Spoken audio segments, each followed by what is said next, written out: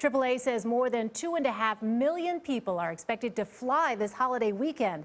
And with the recent problems with the TSA, new efforts are being made to get passengers through security as quickly as possible.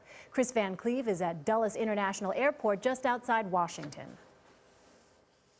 Good morning. The TSA says screeners found a record 74 firearms at checkpoints across the country last week. The agency says 90% of flyers spend 30 minutes or less in the screening lines. But this weekend, those lines could be longer. Bring on the summer rush and fears of historically long gridlocked security lines at airports across the country.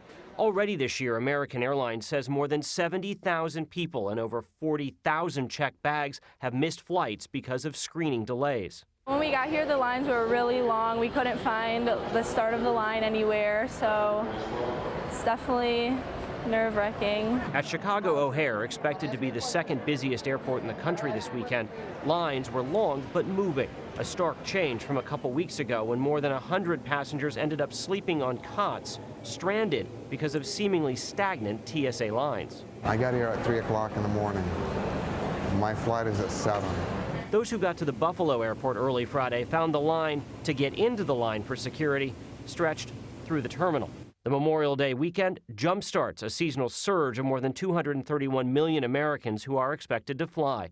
That's an increase of 95,500 flyers a day over last year, and it comes as the TSA is struggling with a staffing shortage. We're going to keep passengers moving this weekend, but we're also going to keep them safe. Secretary of Homeland Security Jay Johnson on CBS This Morning. We have, just in the last several weeks, converted a lot of part-time to full-time. We are authorized by Congress to pay additional overtime to TSOs to deal with the increased travel volume.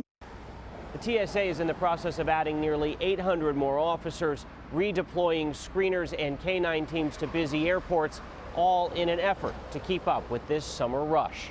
Anthony? Kris Van Cleave. Thanks, Kris.